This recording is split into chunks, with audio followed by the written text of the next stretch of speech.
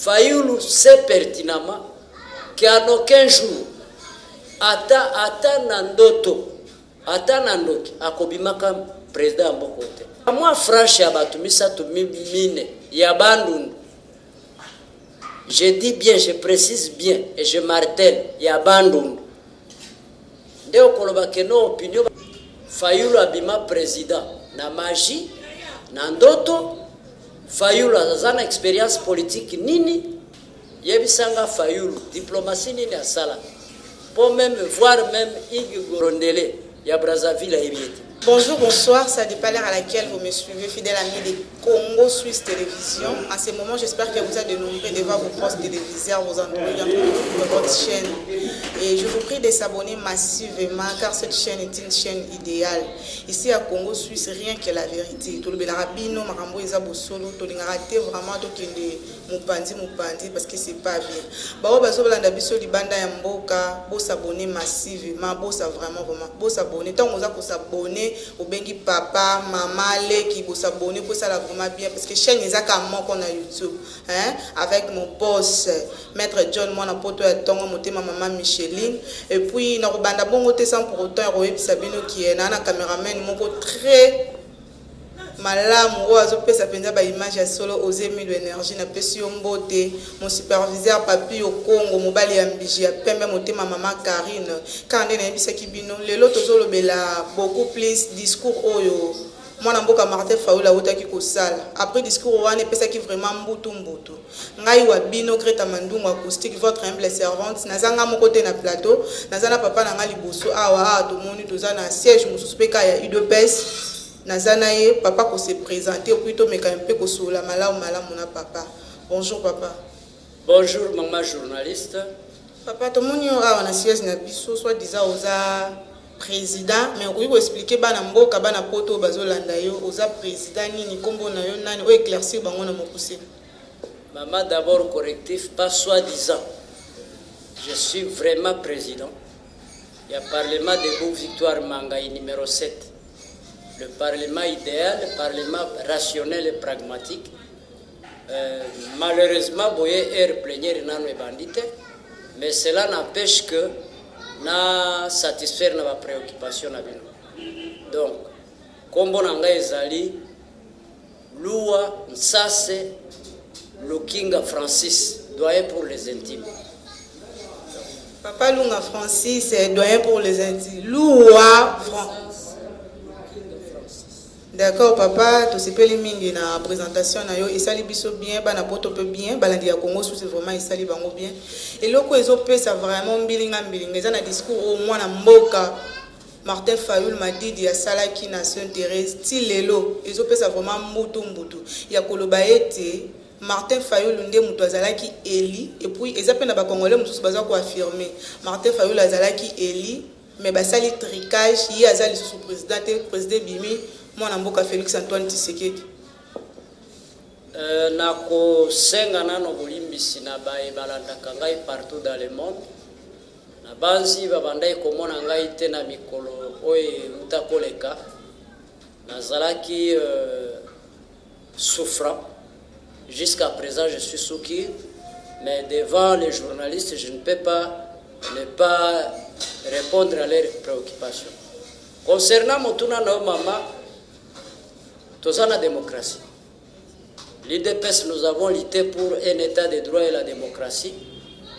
Il est permis à tout le monde de rêver et d'exprimer ses opinions. Mais là, on a koloba na yo maman. Na yebite Fayoulou abima président na magie na ndoto Fayoulou azana expérience politique nini parti politique na ezali installé wapi. Donc c'est autant de questions que je devais poser, mais malheureusement, Fayoulou est le fruit de mafieux internationaux. Donc, ils ont pensé que pour éditer exploit, il y a tricherie, mais malheureusement, élection Salema, IDPS, 37 ans de lutte, tu as gagné fruit. Donc, Botuna Martin Fayoulou, Botuna opinion, tant nationale qu'internationale, esika nini na Congo mobimba baiba bavwa na ye. Metomona ya mwana mboka Félix Tshisekedi Tshilombo Antoine tata mapasa de son état. Par-ci par-là ba bulletin na ye zalaki volé et babwaka na mai. Mais ya Fayulu babwaka ngo wapi. Donc discours na ye d'abord eza discours moko discours toi haineux oyo est discrédité écoute parce que un homme réfléchi a koki ko tenir ba discours en ndengwana te. Fayulu sait pertinemment qu'en aucun jour ata nandoto ata nandoki akobimaka président mboko te. D'abord pour rafraîchir votre mémoire et la mémoire de l'opinion qui nous suivra, wapi yo bino bomona mutu a postulé comme candidat président même temps candidat député. De par makambonga na tangi ya histoire politique du monde nano na yo katepe nano na monate. Mais c'est le peuple congolais na ko postulé wana président qui na présidence tricage électoral makasi parce que balobi yende mutazaki eli azalaki vraiment na ba voix ebele mais tricage électoral. Mama na banzi tozali na commission électorale indépendante oyo ezali créé oyo ezalaki crédible. Il est vrai que partout dans le monde, moi, voir même aux États-Unis, il y a eu des erreurs. Mais dire que Fayulu a gagné les élections, en tout cas, c'est chimérique.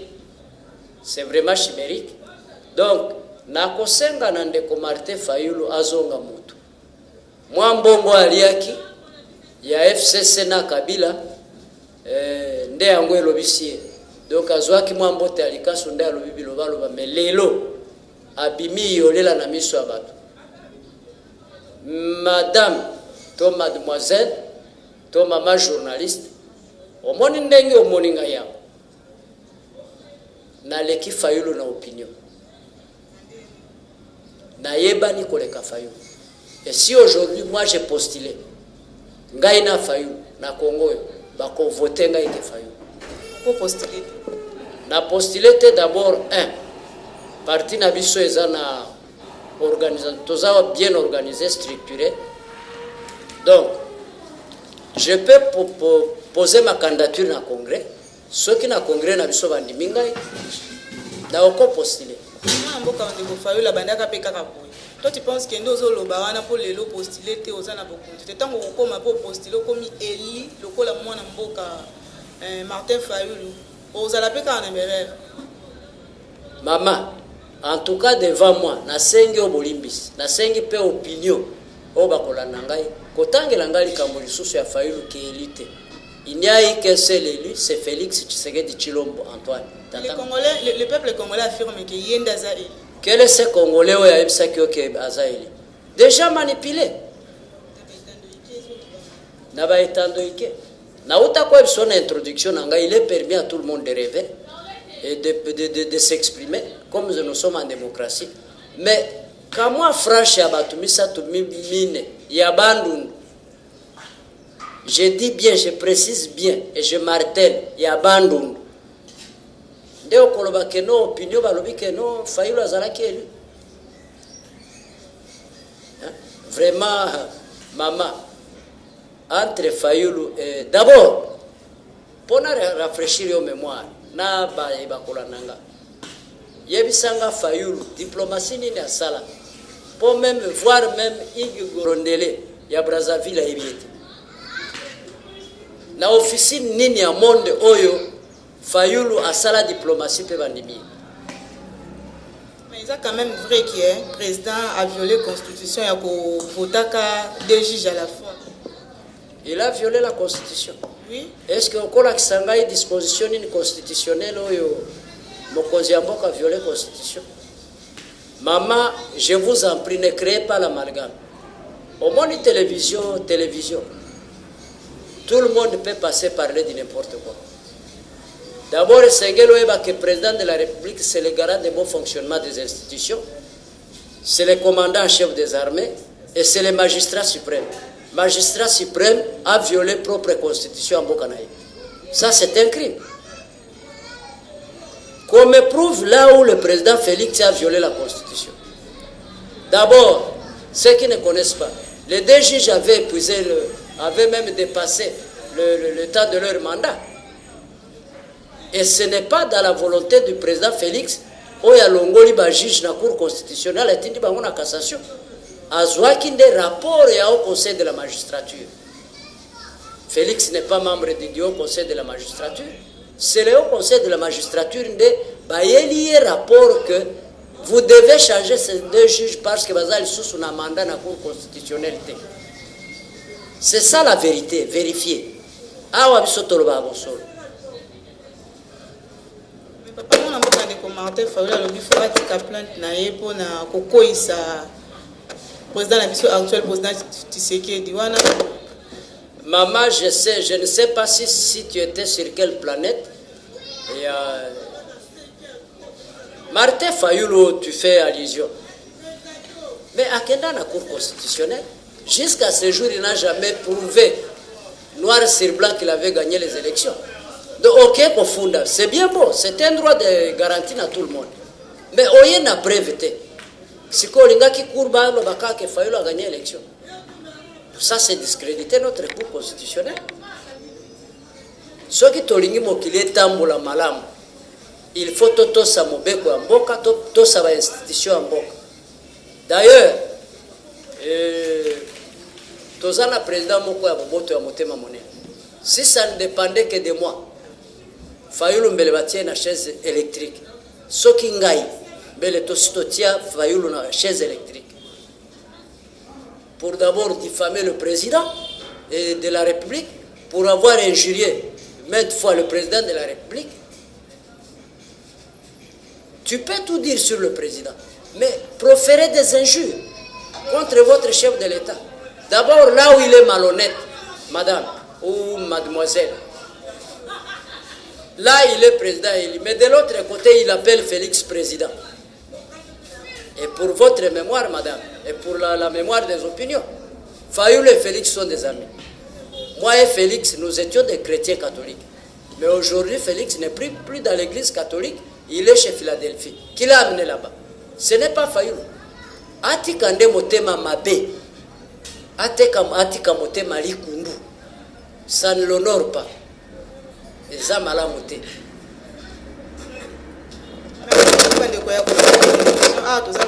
Siège il de pèse au moni papa na biso to va énerve mazolo ba solo éclaircir bino par rapport à discours il y a moi mboka Martin Fayulu la sala qui donc boss a toujours branché boss abonné massivement makamba ko landande yango yo makamba ko landande yango yo papa pona balobi ba bandela élection président comme matin en 2023 te kaka cette année ou l'année prochaine ba bandela élection pour battre la malamu président ni ko Maman n'a évité de l'élection dans le Lengini. Parce que les élections, c'est tout un processus. C'est tout un processus. Baba de l'élection sur base de quoi?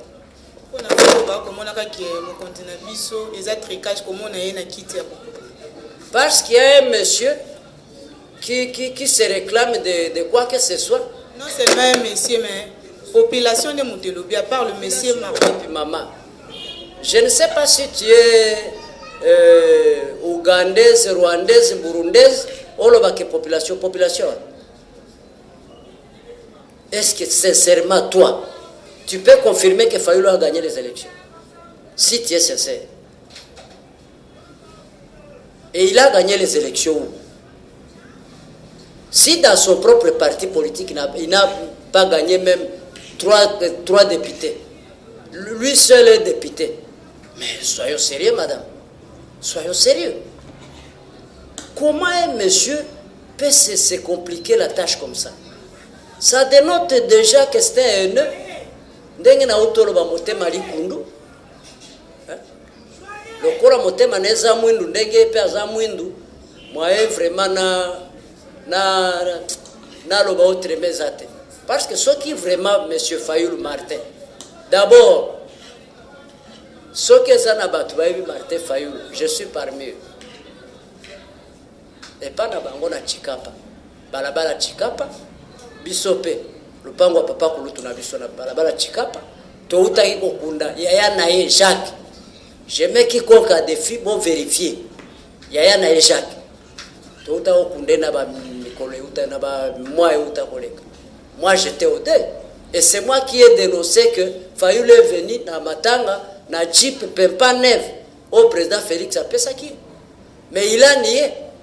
Ni tété papa Nabiso Moki a confirmé qu'effectivement Bazouaki va Jeep. Voilà un malhonnête, un monsieur malhonnête qui nie tout, qui met tout en doute. Est-ce que vous me direz qu'un tel monsieur Hazard, monsieur Moko crédible? D'abord, un président de la République menteur, un président de la République farfelu, escroc. Donc, à quoi diriger dans le Mboka Ndengini? À quoi diriger Mboka Ndengini? Vous avez une chance à diriger. Vous avez quand même une chance à diriger. Il n'a ni foi ni morale, ni loi, ni crédibilité. Et voilà, maman, Zambe pe ala la kate, au moins ni monokoyo avant le balola lole monoata bala tuku sambo na sambo. Maloba ne moko ebomi. Aujourd'hui, auprès de l'opinion, Martin Fayoulou n'est plus vraiment, il est devenu comme un lynchon. Malobanaye, absolument, Bilobalo. Au président a violé la Constitution, il faut pas destituer. Batounié a violé la Constitution à disposition, ni un article, ni la Constitution. Il ne sait pas démontrer ça. Yo, quoi, ça va que vous tenez, moi, sérieux. Sérieux. Je me répète encore, Ngaïna Martin Fayoulou.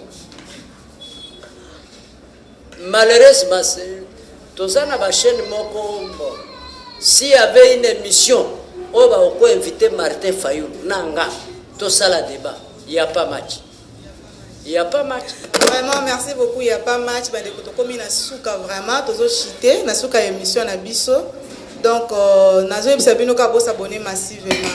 Bon guérison na maman ni Anita la chocolat, ma maman chérie, bon guérison na yo papa. Mot de la fin na yo et puis mbote na ba. Ce qui n'a lobi na yo mot de la fin, ça sera une catastrophe parce que tozana na bo mo itozo respirer. Peut-être émission est complète bato et je sais que complète bato. Ba kotina yo ya lisusu awa. Donc moi na pesa mot de la fin zate na pesi na no patron na bino a chaîne mbote sika zali soka Maître John kukuno yangoyo bien que ebinga itenga pe na ebi yote mais à travers l'émission na yo to nani na yo okomona nga mbote na ngai madame na bana na yo ndenge na introduction na nga na utakoloba. Soyez au bandao monangaïte na bandao bela, je suis soucu, mais Dieu aidant, je pense que n'a qu'on retrouver la capacité n'anga nyoso. Donc na pesi batu nyoso mboto balinganga na o balingangaïte parce que naza mutu ya batu. Donc bote na bino, bote na famille nanga mobimba, o ba palanga ni mokili mobimba. Na lingaka ko cité bino penza na ba kombo te po epesa batu mususu motema pa cité. Donc na linga bino mingi. Vraiment tozali na esengo biso ba membre ya IDPS komona ete Nzambe asali biso ngolu ya kozwa mokonzi ya solo lelo. Pour votre information, tozalaki 34e na niveau mondial na o etali makambo etali investissement. Mais namoya lelo, suite à la politique et la diplomatie du président Félix, to comme na top 10, toza 9e. Et c'est ngote. Et ça c'est makasi. Donc toza na 2e année. Moyena sala bilan penza ya makasi contre le pouvoir na biso. Eza penza tembe ba réalisation déjà bando monana balabala kikwit o batu baeba ki que salema kate se bando salema elenge sabazotia déjà nini goudron. Donc dans 2 ans Congo bino bokanisa ke eza poubelle to eza zamba et okoma paradis. Donc encore une fois merci maman na ndenge oyaki. Très prochainement tokomonana. Bye bye à tous. Merci beaucoup papa na ndenge répondre à l'invitation à Bisso. Donc aussi c'est déjà discours on a eu mais 2 heures en retard pour accorder Bisso encore une fois. Merci papa. Merci beaucoup na bandeko ya Congo Suisse Télévision chaîne ezaka moko pour continuer à s'abonner. To comme vraiment na suka émission na Bisso. Là je passe derrière les caméras, je dis un grand merci na moto babengi Ozemi de énergie mobile ya kitoko na pesi Felimbote na pesi boss na maître John depuis Suisse Mbote puis maman Micheline na famille mobimba na pesi bino Mbote Margon Teboa Rit Mandungu Grégory Mandungu. Donc on a pesi bino nyonso Mbote maman oni donc bisous ngana bino tokutani kaka na Congo Suisse bo s'abonner massivement tokutani na Congo Suisse na prochain numéro. Bye bye.